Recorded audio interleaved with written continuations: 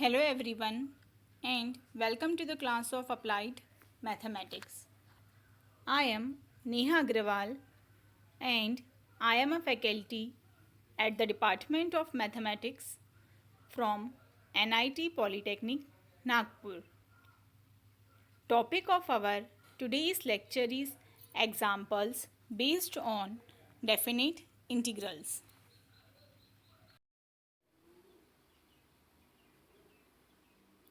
So, let's see the vision and mission of the college. Excellence in technical education to empower youth. अब mission देखते हैं हम. Impart quality technical education to prepare students with excellent technical skills. Develop competent and employable diploma engineers and responsible citizen. Strengthen industry institute interaction. So, let's see the course outcome. Apply the concept of integration to find area and volume. अब हम देखते हैं learning outcome. तो आज का ये video देखने के बाद आप सभी को डेफिनेट इंटीग्रल्स क्या होता है और उसके ऊपर डिपेंड एग्जाम्पल्स को हमें किस तरह से सॉल्व करना है ये अच्छे से समझ में आ जाएगा. So let's start today's class of definite integral. तो आज का हमारा जो एग्जाम्पल है वो कुछ नया नहीं है. हमें डेफिनेट इंटीग्रल के एग्जाम्पल्स हम यहाँ पर सॉल्व करना सीख रहे थे, तो आज भी हम वही कर रहे हैं. आज जो एग्ज़ाम्पल यहाँ दिया हुआ है सब में पहले देखिए कि वो एग्ज़ाम्पल किस तरह का है, कौन से टाइप का है, वो आपको सब में पहले आइडेंटिफाई करना आना चाहिए. तो हमारा ये जो आज का एग्ज़ाम्पल है वो है पार्शियल फ्रैक्शन के फॉर्म में, पार्शियल फ्रैक्शन का. ठीक है, हमने इंटीग्रेशन ऑफ पार्शियल फ्रैक्शन देखा है. ओके, उसी तरह से हमें इस एग्ज़ाम्पल को यहाँ पर आज सॉल्व करना है. हम फर्स्ट सेम में पहले पार्शियल फ्रैक्शन पढ़ चुके हैं, तो हम पहले इस एग्ज़ाम्पल को पार्शियल फ्रैक्शन की तरह सॉल्व करते हैं, फिर उससे इंटीग्रेशन प्रोवाइड करते हैं. इतना हम देख चुके हैं. आज हम नया क्या सीखने वाले हैं इस एग्ज़ाम्पल में? इसमें हम नया ये सीखने वाले हैं कि हम इंटीग्रेशन के बाद में उसे लिमिट प्रोवाइड करेंगे.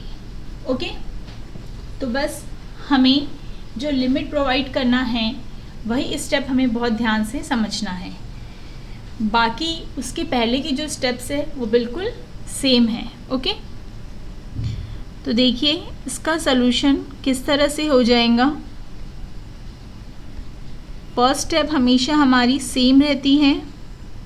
I equal to integral 5 to 10 dx by x minus 1 into x minus 2. Okay, तो सब में पहले हम क्या करते हैं, पार्शियल फ्रैक्शन सॉल्व कर लेते हैं. तो हमने 1/x माइनस 1 और x माइनस 2 ले लिया. ठीक है, तो पार्शियल फ्रैक्शन के जो एग्ज़ाम्पल हैं वो हम किस तरह सॉल्व करते हैं, हम डिनोमिनेटर चेक करते हैं. तो देखिए यहाँ पर दो अलग अलग लीनियर फैक्टर आपको दिखाई दे रहे होंगे जिसे हम कहते हैं डिस्टिंक्ट लीनियर फैक्टर. तो उसे सॉल्व करने के लिए हम न्यूमरेटर में कांस्टेंट लिखते हैं divided by x minus 1 plus b divided by x minus 2. इसे हमने दिया इक्वेशन नंबर 1. इसे हम देंगे इक्वेशन नंबर 2. अब यहाँ पर हम राइट हैंड साइड में सिर्फ क्या कर रहे हैं, अब क्रॉस मल्टीप्लिकेशन. तो a का मल्टीप्लिकेशन हो जाएगा b के डिनोमिनेटर के साथ जो है x माइनस 2, प्लस का साइन जैसे का वैसा b का मल्टीप्लिकेशन हो जाएगा a के डिनोमिनेटर से जो है x माइनस 1। डिवीज़न में डिनोमिनेटर में क्या आ जाएगा, दोनों ही टर्म का मल्टीप्लिकेशन। ओके, वैसे भी मैंने आपको बताया है कि जो लेफ्ट हैंड साइड का डिनोमिनेटर रहेगा वही सेम डिनोमिनेटर हमेशा राइट हैंड साइड में भी रहेगा। ओके, और यहाँ पर हमेशा दोनों के डिनोमिनेटर कैंसिल हो जाएंगे। ओके, सिर्फ हमें क्या मिलेगा, numerator 1 equal to a into x minus 2 plus b into x minus 1। इसे हम देंगे इक्वेशन नंबर 3। पार्शियल फ्रैक्शंस के एग्जाम्पल को सॉल्व करते समय हमारा एम क्या रहता है, जो हम यहाँ पर कांस्टेंट लिखते हैं हमें उनकी वैल्यू फाइंड आउट करना रहता है। तो हमें यहाँ पर कैपिटल A और कैपिटल B की वैल्यू फाइंड करना है। तो इन दोनों की वैल्यू फाइंड करने के लिए हम इक्वेशन नंबर 2 देखेंगे। तो इक्वेशन नंबर 2 में a के डिनोमिनेटर में लिखा है x माइनस 1। तो हम यहाँ पर क्या करेंगे, हम पुट करेंगे x इक्वल टू 1, माइनस 1 का हम क्या पुट करते हैं, प्लस 1। कहाँ पुट करेंगे, इन इक्वेशन नंबर 3। ठीक है, इक्वेशन नंबर 3 में जहाँ पर भी x लिखा हुआ है वहाँ पर अब आपको 1 लिखना है। लेफ्ट हैंड साइड में सिर्फ 1 है तो वो जैसे का वैसा आ जाएगा। a into x is replace by 1 minus 2। First वाला जो केस है हमारा पार्शियल फ्रैक्शन का, जो कि है डिस्टिंक्ट लीनियर फैक्टर, तो इस केस में क्या होता है, जब भी हम जो कांस्टेंट की वैल्यू फाइंड करते हैं सिर्फ वही टर्म हमें मिलता है, रिमेनिंग सारे टर्म कैसे हो जाते हैं, 0। वैसे भी यहाँ पर हम अगर x की जगह 1 रख देते हैं तो 1 minus 1 0 and 0 into b 0। Okay, तो इसे आप लोग याद रख के डायरेक्ट वहाँ पर 0 लिख सकते हैं। तो इसे हम सॉल्व कर लेंगे। तो 1 equal to a into 1 minus 2 minus 1, 1 equal to a into minus 1 minus a। Therefore a equal to हमें क्या मिल गया, माइनस 1। माइनस की साइन को हमने दूसरी तरफ लेके चले गए। ओके, बिकॉज हमें a की वैल्यू चाहिए, माइनस a की नहीं। अब हम इसके बाद में b की वैल्यू फाइंड करेंगे। उसके लिए भी हम b का डिनोमिनेटर देखेंगे। इक्वेशन नंबर 2 में हम b का डिनोमिनेटर देखते हैं। तो इक्वेशन नंबर 2 में देखिए b डिवाइडेड बाय लिखा है x माइनस 2। तो हम x की वैल्यू अब पुट करेंगे 2। कौन से इक्वेशन में, इक्वेशन नंबर 3 में। Put x equal to 2 in equation number 3। तो 1 इक्वल टू b की वैल्यू फाइंड कर रहे हैं तो a वाला term 0 plus b into 2 minus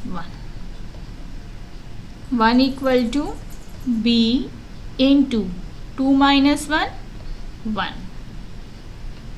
तो 1 equal to b into 1 b, therefore b equal to 1।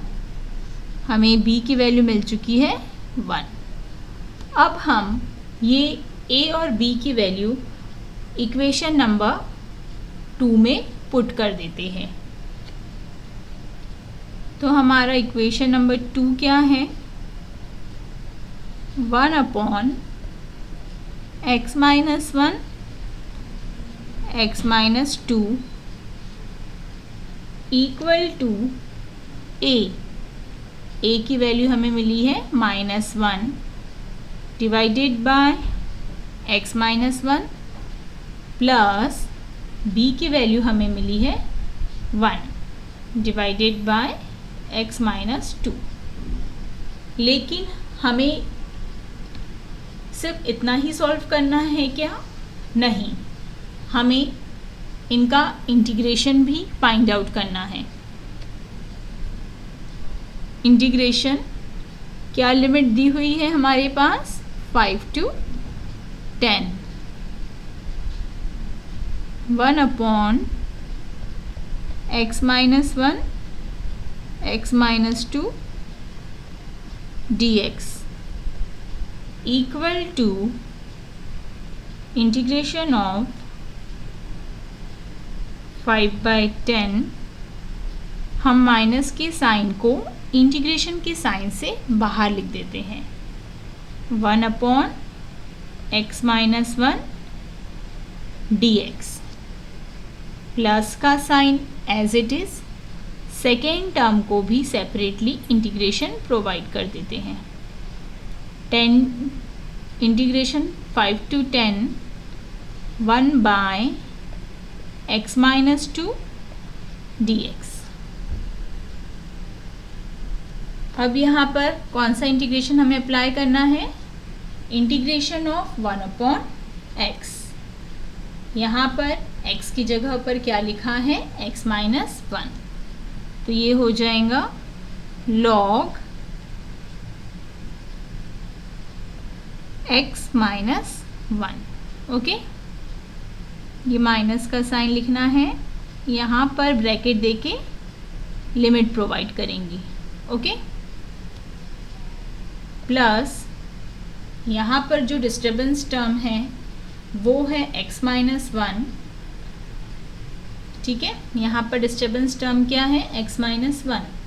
अगर हमने डेरिवेटिव ऑफ x माइनस 1 निकाला तो हमें क्या मिलेगा? उसका डेरिवेटिव 1।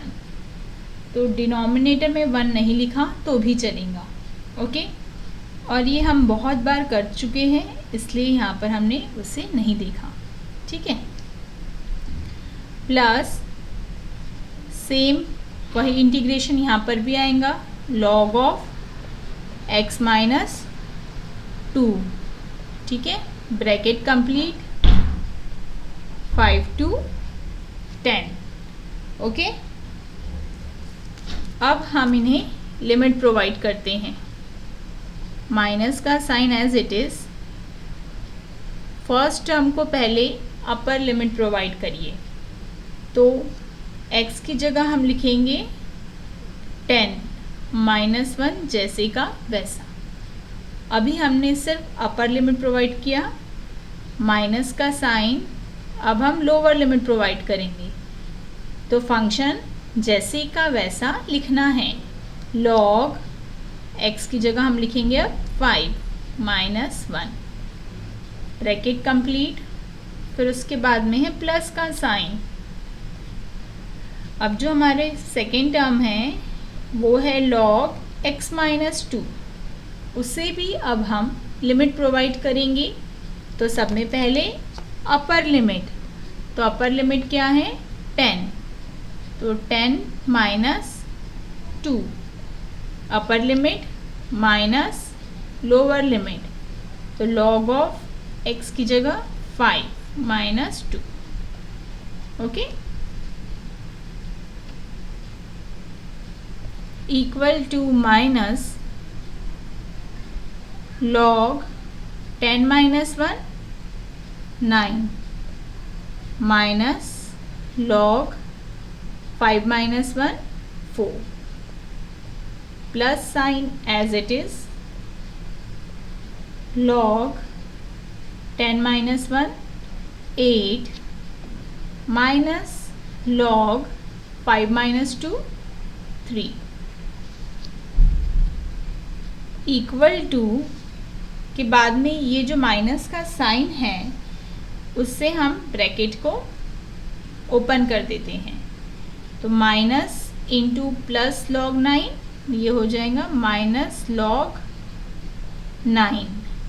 उसके बाद minus minus gate plus log 4। Okay, ये प्लस का साइन एज इट इज, ये क्या हो जाएगा log 8 माइनस log 3, इसे हम लिख सकते हैं log 8/3। ओके, लिख सकते हैं डेफिनेटली। कौन सा लॉ यूज़ किया हमने? Logarithm of a quotient. अब यहाँ पर स्टार्टिंग में ये जो हमने माइनस साइन से मल्टीप्लाई किया है, इस ब्रैकेट को देखिए, इसे अब हम लिख रहे हैं log 4 माइनस log 9। हमने प्लस वाला टर्म पहले लिख दिया और माइनस वाला टर्म हमने बाद में लिखा। प्लस log 8/3 जैसे का वैसा। इक्वल टू के बाद हम फिर से लॉगरिथम ऑफ अ क्वोशिएंट वाला लॉ यहाँ पर यूज़ करेंगे, तो ये हो जाएगा log 4/9 plus log 8/3 using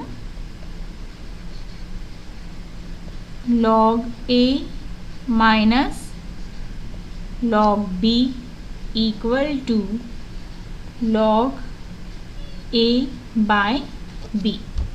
okay, and log A plus log B ये क्या हो जाता है? log A into B, logarithm of a product. Okay, तो देखिए I इक्वल टू, अब हमारे पास A की जगह लिखा हुआ है 4/9 एंड B की जगह लिखा हुआ है 8/3। अब हम लास्ट स्टेप में logarithm of a product use कर रहे हैं, तो ये हो जाएगा log 4/9 multiply by 8/3। Okay, equal to log 4 into 8 32 divided by 9 into 3 27। हमने यहाँ पर न्यूमरेटर को न्यूमरेटर से मल्टीप्लाई कर दिया एंड डिनोमिनेटर को हमने डिनोमिनेटर से मल्टीप्लाई कर दिया। ओके, तो सिर्फ हमने यहाँ पर नया क्या किया है, इसे लिमिट प्रोवाइड किया है। ठीक है, और यहाँ पर हमने लिमिट प्रोवाइड करने के बाद लॉगरिथम ऑफ अ प्रोडक्ट और लॉगरिथम ऑफ अ क्वोशिएंट, ये दो लॉ का यहाँ पर यूज़ किया है, जो कि आपको कंपलसरी करना ही है। और इन लॉ का यूज़ करते समय आप चाहें तो आप अपना आंसर भी देख सकते हैं कि आपके पास ऑप्शन में कौन कौन से आंसर्स दिए हुए हैं। ठीक है, कि आपको और से सॉल्व करने की ज़रूरत है इतना कि आपके पास आंसर में अगर कुछ स्टार्टिंग का ही वैल्यू दी हो तो आप वहीं पर स्टॉप कर सकते हैं। ओके, तो इन्हें सॉल्व करते समय आप लोग ये जो स्टेप्स है जहाँ पर मैंने लॉगरिथम ऑफ अ प्रोडक्ट और लॉगरिथम ऑफ अ क्वोशिएंट ये दोनों लॉ अप्लाई किए हैं, इसे प्लीज़ ध्यान से देखिए और समझिए। यहाँ पर बहुत सारे स्टूडेंट्स बहुत सारा रॉन्ग कर देते हैं, ठीक है। स्टार्टिंग स्टेप्स बराबर कर लेते हैं, लिमिट भी प्रोवाइड अच्छे से कर लेते हैं, लेकिन फिर लॉ किस तरह से अप्लाई करना है वह उन्हें समझ में नहीं आता, ठीक है। ये हम बहुत बार पढ़ चुके हैं और फर्स्ट सेम में ये हमारा एक पूरा एक चैप्टर हो चुका है इसके ऊपर, ओके। तो वही हम यहाँ पर यूज़ कर रहे हैं।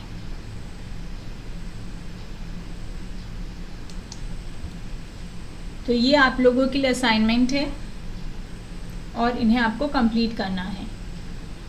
फर्स्ट 2 एग्जाम्पल तो आप इजीली सॉल्व कर लेंगे। थर्ड वाले में पहले आप क्या करेंगे, पुट करेंगे, ओके। और फिर पुट करने के बाद में जिस तरह हम सॉल्व करते हैं बिल्कुल वही सेम प्रोसीजर से इसे आप लोग को सॉल्व करना है। थर्ड और फोर्थ नंबर का एग्जाम्पल हम यूनिट नंबर 2 में देख चुके हैं, ठीक है। अगर आपको याद ना आए तो यूनिट नंबर 2 के 29 और 30 नंबर के वीडियो जो हैं उन्हें आप लोग एक बार फिर से ध्यान से देख लीजिए, ओके।